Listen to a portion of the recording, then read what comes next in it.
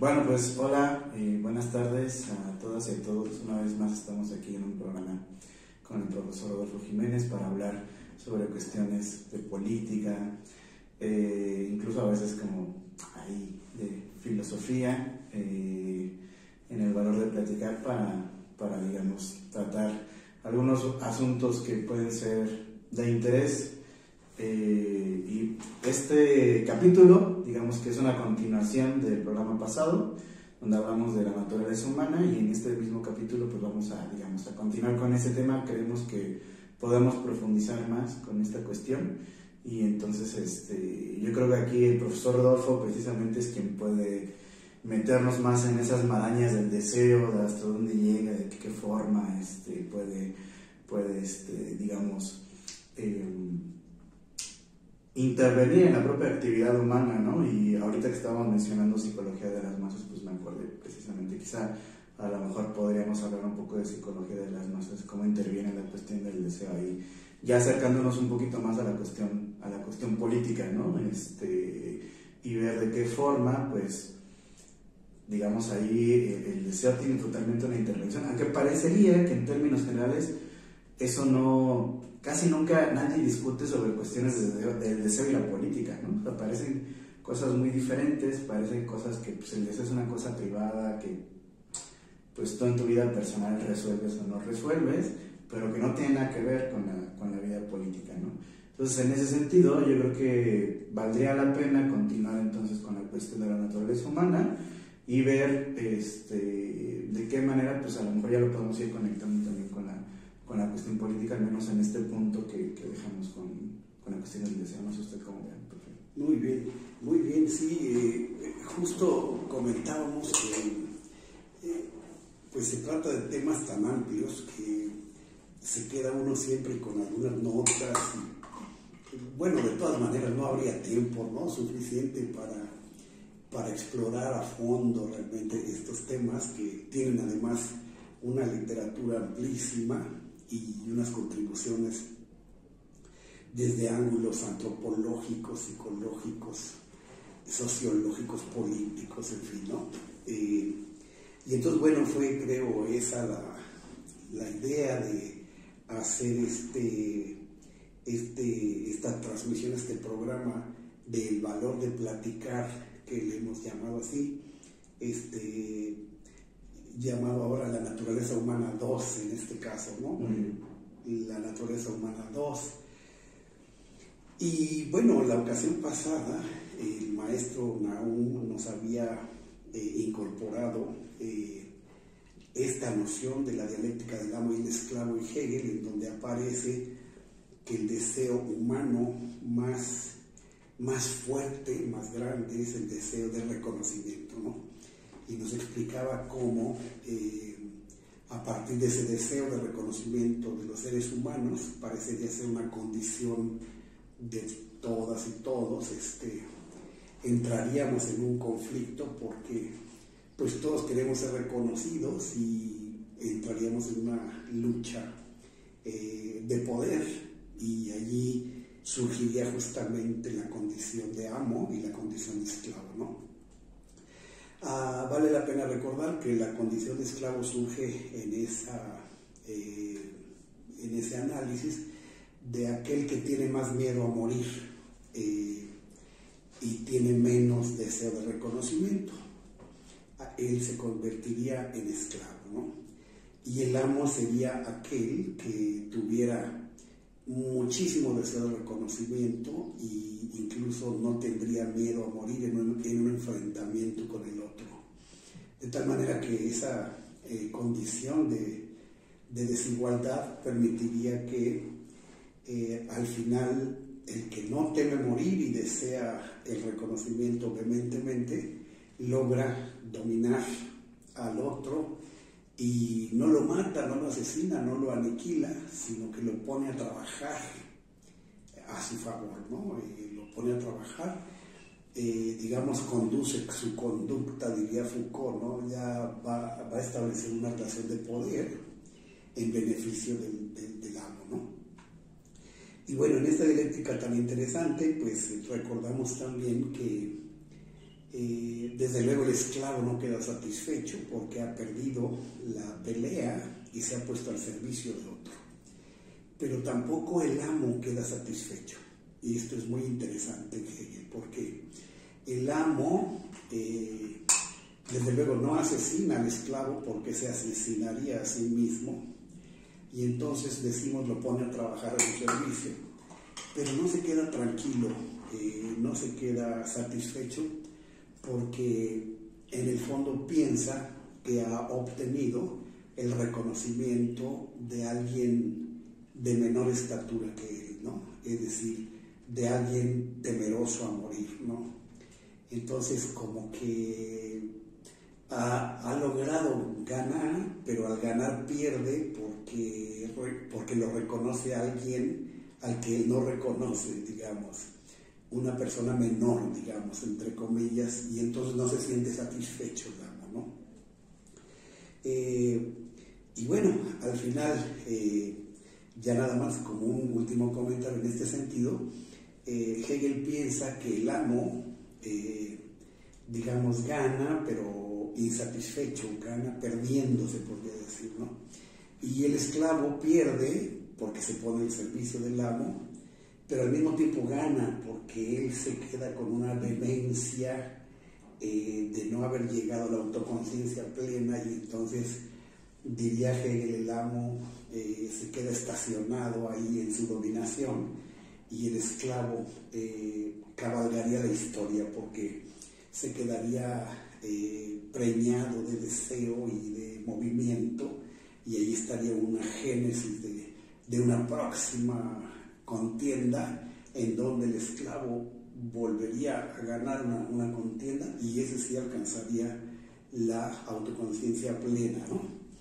Quienes nos escuchan y están familiarizados con estos temas, seguramente ya están pensando en Carlos Marx, ¿no? Porque justamente Marx piensa que los esclavos del capitalismo, es decir, los proletarios, la clase proletaria, haría una revolución liberadora del capitalismo y de la enajenación humana, y que al final desaparecerían las clases sociales, ¿no?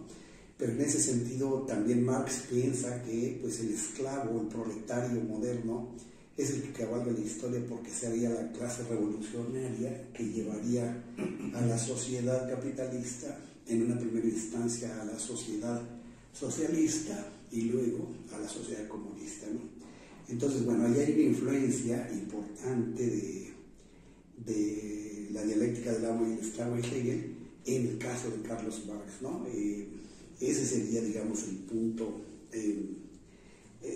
para concluir esta breve descripción de lo que Nahum planteaba, ¿no? de la naturaleza humana a partir de la condición que encuentra Hegel en ese deseo de reconocimiento, ¿no?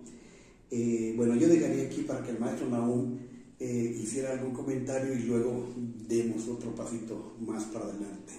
Maestro Nahum. Claro que sí, pues gracias por hacer como este redondeo sobre lo que platicábamos un poco de la teoría hegeliana, ¿no? La vez pasada, y que entonces a partir de aquí podamos seguir discutiendo.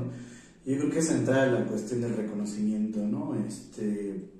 Porque no es, más bien, pensar el reconocimiento es pensar, digamos, una serie de acciones que van acompañadas, digamos, al propio deseo de reconocimiento, ¿no? Es decir, qué tantas cosas vamos a estar haciendo, vamos a estar realizando para poder cumplir este deseo de reconocimiento, ¿no? Cosas que no es nada más como directamente pedir a alguien que te ame, ¿no? Cosas como incluso traer el celular último modelo, porque eso te va a dar reconocimiento entre tu grupo de amigos y de amigas, y vas a poder ir presumiendo que traes el último iPhone, no sé qué número van ahora, ¿no? Entonces, y eso te va a dar como una especie como de reconocimiento. Mira, aún trae el celular, no sé qué, a ver qué trae, qué hace, etcétera, ¿no? Entonces, digamos, realmente el deseo de reconocimiento tiene muchas puertas, digamos, a las que puede acceder para poder cumplirse, ¿no? Para poder tratar de cumplirse. Entonces, este deseo de reconocimiento del otro se puede manifestar de un montón de formas diferentes, ¿no? Yo creo que el psicoanálisis también tendrá mucho que decir al respecto, ¿no? De las diferentes formas en las que este deseo de reconocimiento se puede cumplir, incluso en la cuestión del amor, ¿no? Como también el amor, no solamente, digamos, el pedir amor, sino incluso el hecho de dar amor es como una especie como de decir, sí, yo te estoy dando amor, pero porque yo también quiero recibir tu amor, ¿no? Entonces, ahí está también detrás de todo eso este deseo de reconocimiento, ¿no?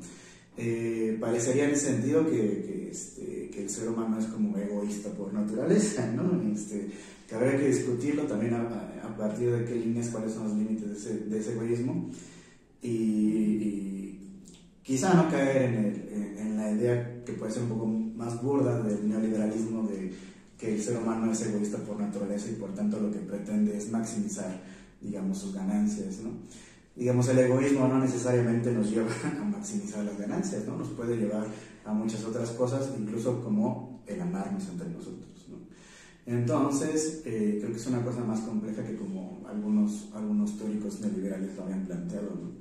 Pero sí, digamos, estas diferentes manifestaciones del deseo de reconocimiento, pues pueden tener ahí también implicaciones sociales, ¿no? Y políticas, pensando, por ejemplo, en un político que lo que quiere es lanzarse, por ejemplo, a la presidencia o algún puesto de elección popular, pues lo que quiere quizá en el fondo, además de un montón de cosas más, pues es el reconocimiento, ¿no? De los otros, en un sentido político, ¿no? Digo, además de que todos los políticos traen el discurso de cambiar el país, de mejorarlo, etcétera, etcétera, etcétera, ¿no? Eso es una cosa que está de cajón, pero también qué hay detrás de todas estas acciones, incluso políticas, de políticos, pero no nada más de políticos, sino de la gente que participa en política, ¿no? Más allá de si se está lanzando a un puesto popular, si es un político conocido o no, pues las personas también, digamos, en su ámbito de la vida cotidiana, cuando participan en política, pues también lo que hacen es querer un cierto reconocimiento, ¿no? O sea, cuando en una calle se hace una junta de los vecinos porque lo que quieren es que pongan un foco porque se fundió y la calle está muy oscura y hay asaltantes y ha provocado cierta inseguridad, pues lo que esa gente quiere es ser reconocida, ¿no? Reconocida en sus derechos y reconocida en su propia dignidad, ¿no? Y entonces lo que están pidiendo es eso, ¿no? Entonces creo que eso es lo interesante de ir pensando también este deseo de reconocimiento en términos políticos, en términos sociales, ¿no? Y de qué manera puede llevarnos a distintas instancias que digamos, de alguna manera nos ayudan a entender ciertos fenómenos que se dan en la política y en lo social, ¿no?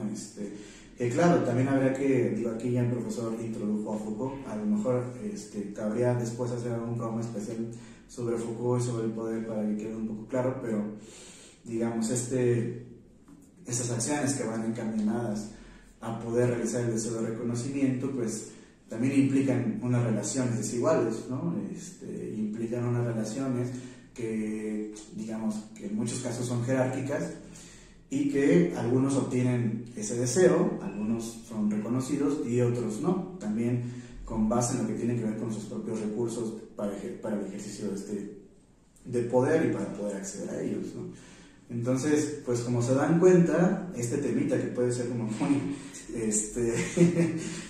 que nos puede parecer igual como muy burdo la cuestión del deseo, pues nos va llevando a cosas un poco más complejas conforme lo vamos relacionando con otros puntos interesantes, ¿no?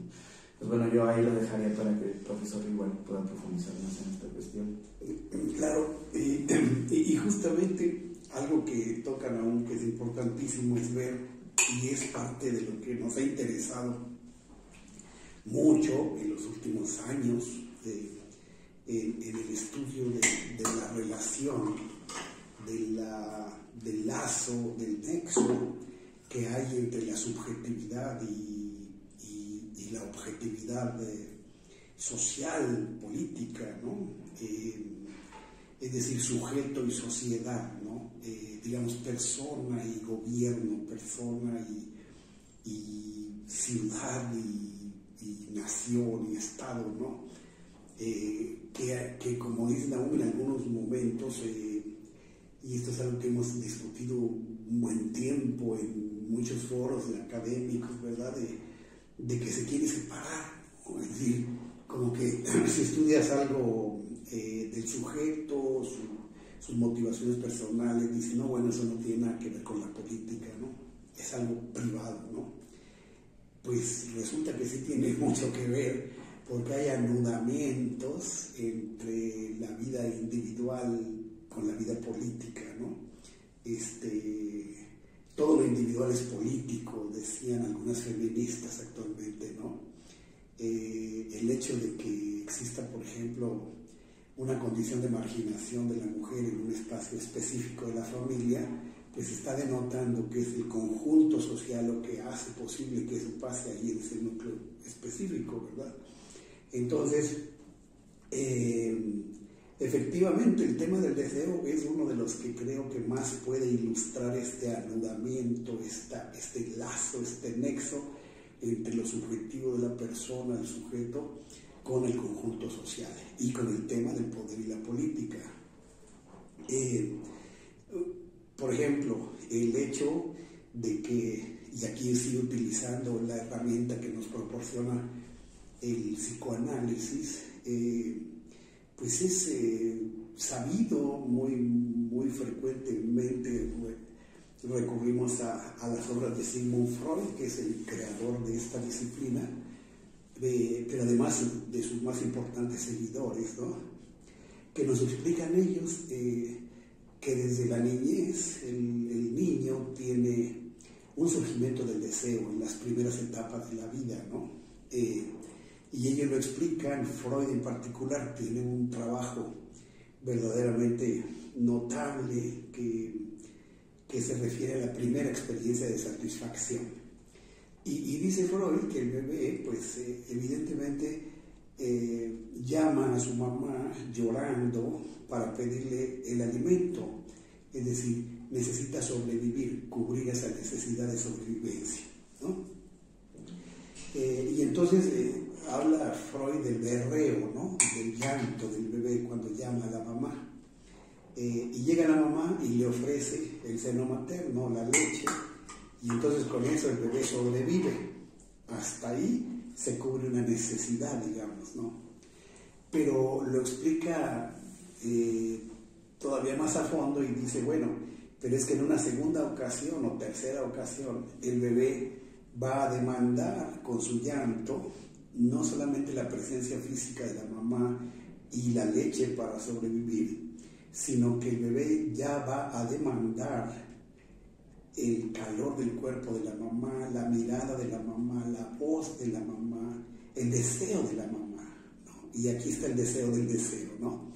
Ya está ahí, ¿no? El bebé quiere el deseo de la madre, quiere ser deseado por su mamá, porque no solamente espera la leche, sino espera aquello a lo que lo ha acostumbrado, ¿no? Si le dice, ay, mi morenito precioso,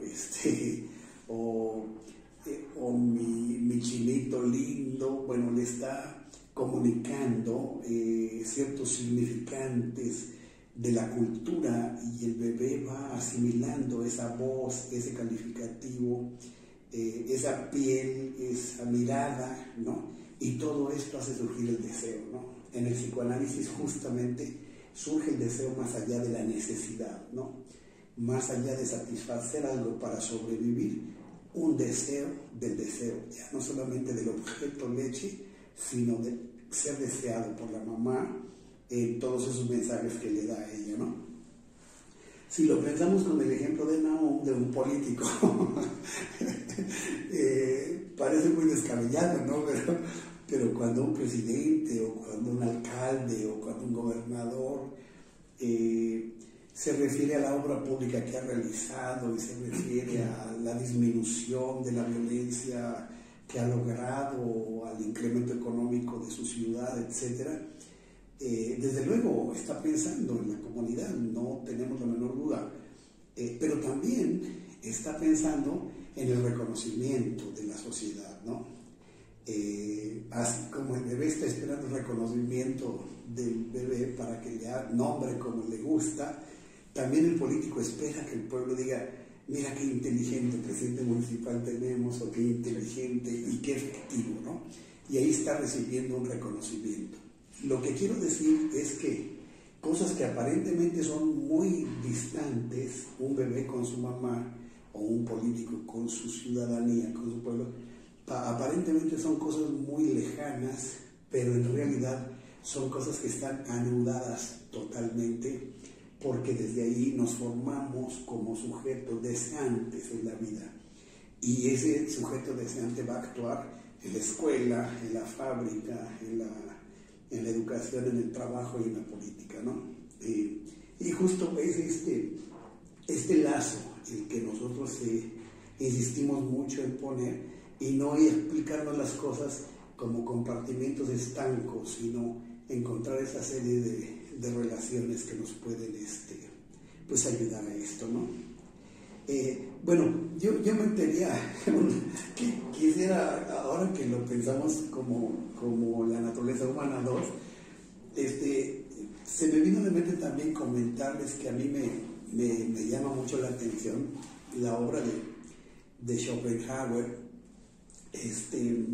y justo a propósito de la pandemia, en donde ya ven que estuvimos confinados, encerrados 2 años, conviviendo de manera diferente con nuestros seres queridos, conviviendo de manera diferente con nuestros amigos, con nuestros alumnos, etc. Y de repente decíamos, hombre, qué bueno, me reencontré con mi gente, de mi familia, y de repente decíamos, no, ya hay un conflicto adicional porque ahora se convive más en la casa, y vinieron muchos conflictos también en ese sentido. En ese contexto, fíjate, Nahum, que yo estaba leyendo precisamente el mundo como representación, el mundo como voluntad y representación de Schopenhauer. Y bueno, me llamó la atención toda su filosofía, pero a propósito de esta naturaleza humana, recordé una fábula que tiene Schopenhauer, que se refiere a la fábula de los puercoespines, o del puercoespín, ¿no? Y nos platica Schopenhauer acerca de esa necesidad humana de acercarnos o de retirarnos, de estar lejos o cerca, ¿no? Y dice que pues un invierno que era terriblemente frío en un grupo de puercoespines, estaba tan intenso el frío que los puercoespines decidieron agruparse, acercarse físicamente, ¿no? Para tener calorcito y poder soportar el invierno, ¿no? Pero claro, una vez que se acercaron y obtuvieron el calorcito, otro momento más de acercamiento hizo que las espinas de los puercoespines se lastimaran unos con otros, ¿no? Y entonces ya no les gustó a los puercoespines, y entonces dije, no, mejor nos separamos, bueno, se separan y descansan de esa presión de estar juntos, de ese dolor que provoca estar muy cerca del otro o de la otra. Pero otra vez, cuando están lejos y viene el invierno, vuelven a sentir frío, y entonces tampoco están satisfechos, y entonces dicen, bueno, vamos a juntarnos otra vez, ¿no? Se vuelven a juntar, pero otra vez viene el dolor y otra vez la separación, ¿no? Bueno, esta fábula es muy simple, muy sencilla, pero yo creo que es muy real en el sentido humano, cotidiano, ¿no? Y que aquí Schopenhauer nos habla de una cierta naturaleza humana en donde hay un grado de acercamiento necesario, útil, solidario, pero hay también un dolor en el acercamiento con el otro, ¿no? Y ese dolor nos provoca mejor aislarnos, y entonces a veces estamos fluctuando entre la aglomeración y la masa, y la soledad o la independencia, ¿no? Y ese grado de independencia pues lo pone en este caso con esta fábula nos hace pensar, bueno, qué tanto somos los seres humanos solidarios, queremos estar cerca, o qué tanto queremos buscar nuestro espacio y que nadie nos afecte nuestra individualidad, ¿no? Es como individuo, colectividad, persona, comunidad, ese gran tema, ¿no? Que además tiene, bueno, pues muchísimas otras consecuencias. Bueno, quería hacer los comentarios y bueno, ¿no? ¿Cómo ves estas otras? Bueno, pues ya puso sobre la mesa una cuestión muy interesante, pero además yo, digamos, además de lo que ha dicho usted sobre, digamos, un poco cómo interpretar esta fábula, yo agregaría también una cuestión, una palabrita que usted dijo ahí, la insatisfacción, ¿no? Que creo que puede ser igual una de las cuestiones centrales, ¿no? O sea, la insatisfacción como aquello que nos mueve constantemente, ¿no? O sea, que impide que nos estacionemos en un solo lugar, en un solo sitio, en términos sociales, en términos personales, en términos políticos e incluso en términos de identidad personal y de identidad social o política, y que a partir entonces de esta insatisfacción es que vienen los cambios, ¿no? Sociales, los cambios políticos y los cambios en las personas, ¿no? A mí, yo creo que ya quedándome más con la cuestión política, yo creo que esto sirve muy bien para explicar los vaivenes de la política, ¿no? O sea, ¿cómo es posible que habiendo tantas propuestas políticas e ideológicas para tratar de resolver ciertos problemas sociales, al final parece que nunca llegamos a una satisfacción total con todas esas propuestas? Con ninguna de esas propuestas llegamos a esa satisfacción total, ¿no?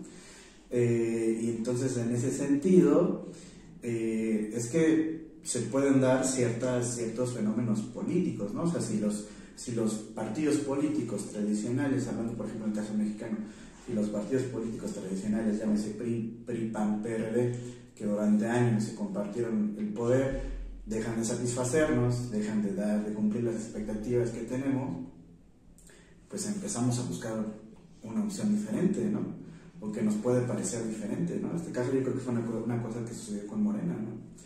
Que más allá de que sí es de izquierda, sí es de izquierda, que sí no sé qué, que las críticas que se les puede hacer, yo creo que el pueblo mexicano en general, y eso se ve reflejado en las votaciones, eligió una cosa diferente porque estaba como harta de lo mismo, ¿no? Entonces, en ese sentido la insatisfacción sirve para explicar ese tipo de fenómenos, ¿no? Y, por ejemplo, también, ¿no? Fenómenos del tipo de, bueno, pues es que yo he militado en el PRI 20 años, o he militado en el PAN 20 años, ¿no? Y es parte de mi identidad política. Pero pues las identidades seguramente también están movilizadas por la cuestión de la insatisfacción, ¿no? Y entonces en algún momento alguien, a pesar de haber tenido 20 años trabajando, militando en el PRI, pues puede decidir pues, que ahora se va a otro lado porque ya no le gusta estar en el PRI, ¿no? Por cuestiones ideológicas o por chapulines o por lo que sea, pero deja de satisfacerle, ¿no? Y se mueve de ahí, ¿no? Entonces precisamente es la insatisfacción lo que permite que haya una movilidad social, una movilidad política y transformaciones en términos políticos y sociales, ¿no? Si fuéramos unívocos, si fuéramos digamos monolíticos, difícilmente podría haber cambios, ¿no? Y yo creo que es precisamente la insatisfacción el paso que nos abre a un montón de posibilidades diferentes, ¿no? En ese sentido yo vería como una cosa positiva la insatisfacción, ¿no?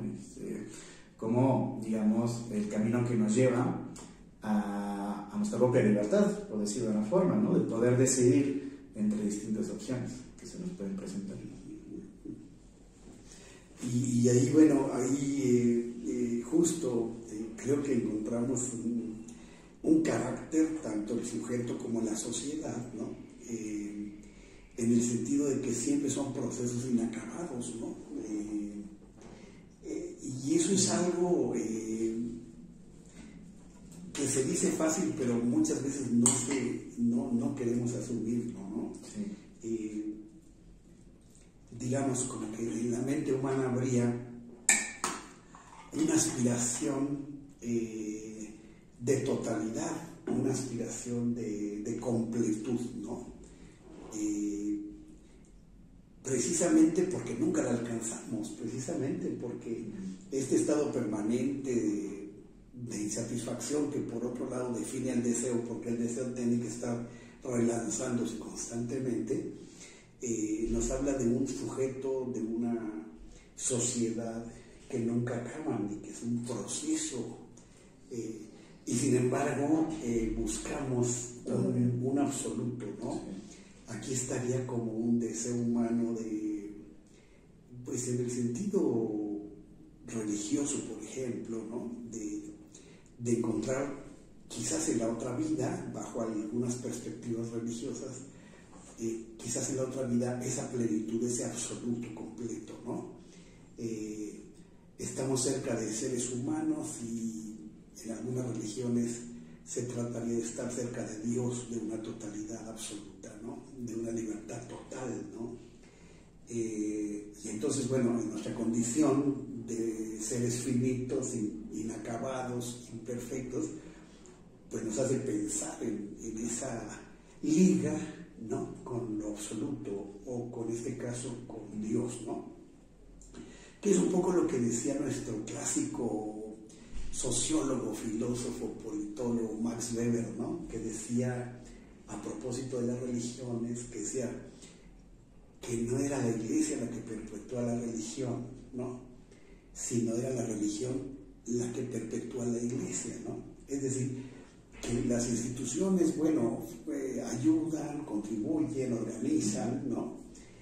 Pero lo que hace que existan las instituciones es el deseo de encontrar algo, es decir, es la religión, ese afán de religere, de unirnos unos con otros, y en este caso con Dios, por ejemplo, de lo que perpetúa a la iglesia, ¿no? En ese sentido creo que le decía Max Weber, y es cierto, es decir, ante nuestra imperfección, nuestra finitud y nuestras limitaciones, buscamos un absoluto, ¿no?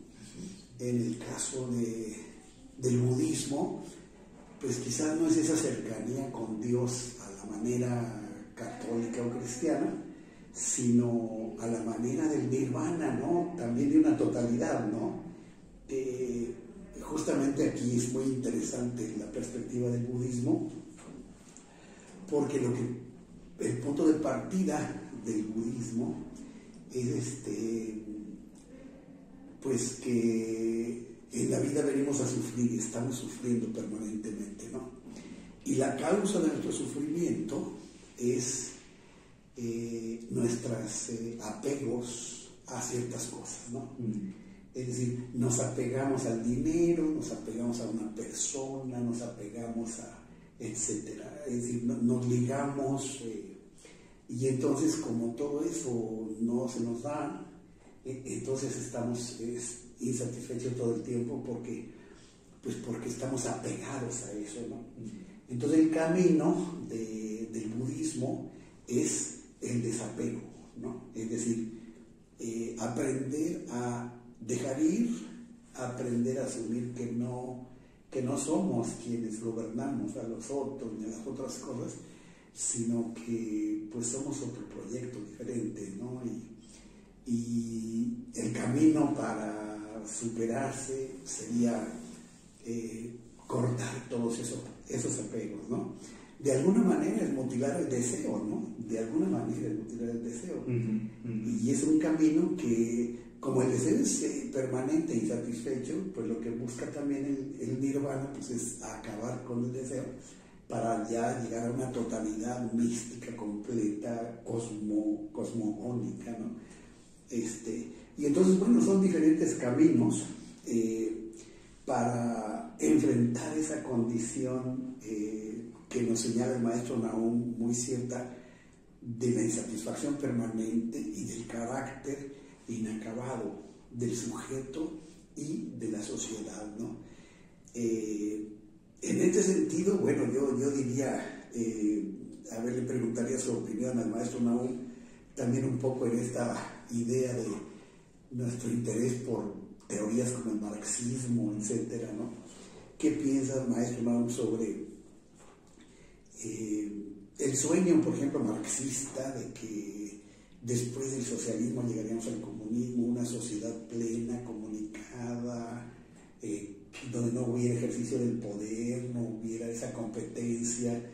De alguna manera es una sociedad que presenta un mundo acabado, ¿no? Sí. Y ahí está esa utopía, o otras utopías diferentes, y con la historia hemos visto que no llega esta promesa, ni la promesa liberal, ni la promesa marxista, ni la promesa anarquista, no llega ninguna promesa completa. ¿Por qué? Porque seguimos siendo inacabados, ¿no? Entonces, maestro, ¿qué piensa usted? Creo que es difícil. ¿Cómo ves? ¿Tú todavía piensas que pueda ser posible al ser humano llegar a una plenitud como se plantea en una utopía? A ver, esa pregunta que sé que es como para toda la vida, pero bueno. Claro, aparte o sea, implica como un compromiso también político, ¿no? O sea, cuando alguien le hace una pregunta así, yo creo que uno tiene que posicionarse políticamente, ¿no? Decir qué es lo que espera, ¿no? O sea, finalmente es eso, ¿no? O sea, porque si no hay nada más, pues ¿para qué hacemos política? ¿Para qué diseñar proyectos? ¿Para qué hacer un montón de cosas, ¿no? Yo creo que no hay esta plenitud, ¿no? O sea, no hay acceso, no hay un posible acceso ahí, ¿no? De ningún modo, pero eso no implica que dejemos de buscar. Esa es como la cosa, ¿no? Que podemos asumir que nunca vamos a llegar, pero que podemos tratar de acercarnos, ¿no? Hasta cierto punto, y de entonces a partir de esta idea, pues defender un proyecto político, un proyecto ideológico, un proyecto social, comunitario, personal incluso, ¿no? Porque también sin un aspecto personal, pues uno dice, no, pues no hay nada, la vida no vale la pena, pues entonces ahí creo que es un poco lo que usted decía respecto al budismo, ¿no? Es la mutilación del deseo. ¿Y qué queda entonces con la mutilación del deseo en la vida? Pues, ¿qué es lo que te va a mover, ¿no? O sea, en ese sentido, pues yo también creo que el deseo es una cosa pues necesaria para la vida humana, ¿no? Para que nos empuje a hacer cosas, nos empuje a pensar que hay una cosa por allá lejana que a lo mejor podemos medio llegar, ¿no?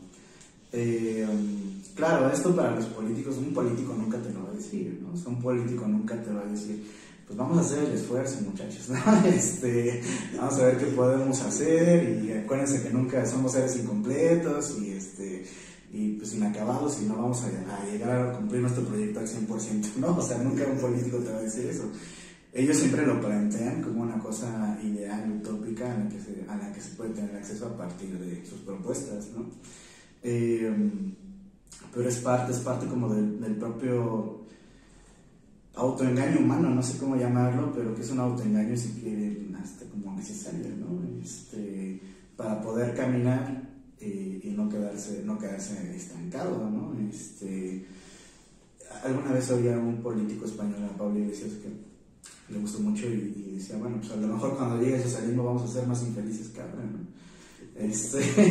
No lo sabemos, ¿no? O sea, en realidad, a lo mejor ya va a haber justicia social, a lo mejor ya todo el mundo va a tener acceso a los derechos más básicos, etcétera, pero pues igual vamos a ser infelices, ¿no? No lo sabemos, a pesar de que pensemos que vamos a tener, digamos, en el socialismo un acceso a ciertas cosas que quisiéramos tener ahora, pues nada nos asegura que ahí vamos a ser felices, ¿no? Entonces, es un poco asumir esta insatisfacción y caminar con ella, ¿no?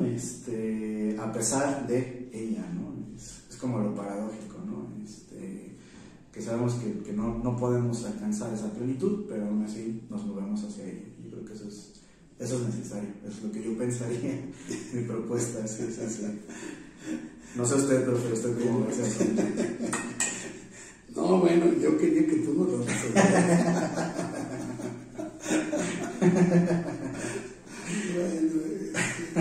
Pues ya nada más para terminar yo mi participación ahorita, comentar efectivamente, ¿no? Es decir, un poco lo que nos dice el maestro Nahum es que ahí va una estrella y hay que seguirla, no importa que tengamos conciencia de que no la vamos a alcanzar, ¿no? Pero hay que caminar con esa dirección, digamos, lo que sea, como lo veamos, ¿no? Una sociedad más democrática, más racional, menos injusta, menos inequitativa, menos violenta, ¿no? Y bueno, en ese sentido, evidentemente, si no es posible la utopía, como yo también lo creo, es decir, porque hasta donde entiendo y examino mi propia vida y la vida de los seres humanos y lo que uno trata de leer y de vivir, pues sí, yo también pienso que esa es nuestra condición humana de inacabada, de conocimiento infinito, de insatisfacción permanente, de que no se pone un punto final definitivamente a nada. Y entonces, bueno, a lo que aspiramos, podríamos decir, ¿no? A que durante la vida humana podamos aminorar un poco el dolor, el sufrimiento por el lado del sujeto, y ahí el psicoanálisis es una tarea que va caminando por ese lado, ¿no? Y en materia política y social, pues también aminorar el sufrimiento, la desigualdad, la injusticia, con objetivos que para un ideal absoluto serían muy pobres, ¿no? Pero algo se lograría, ¿no? Es decir, si constatamos que creando ciertas condiciones sociales, efectivamente las condiciones de sufrimiento, de marginación, de exclusión disminuyen, bueno, pues es un camino y que bueno, no es conformismo, pero se lograría algo en virtud de esto, ¿no? Ahora, desgraciadamente el diagnóstico de nuestro tiempo, pero quizás esto sea ya motivo de otra conversación, el diagnóstico de nuestro tiempo, a ver si lo podemos hacer más adelante, un poquito pensar en eso.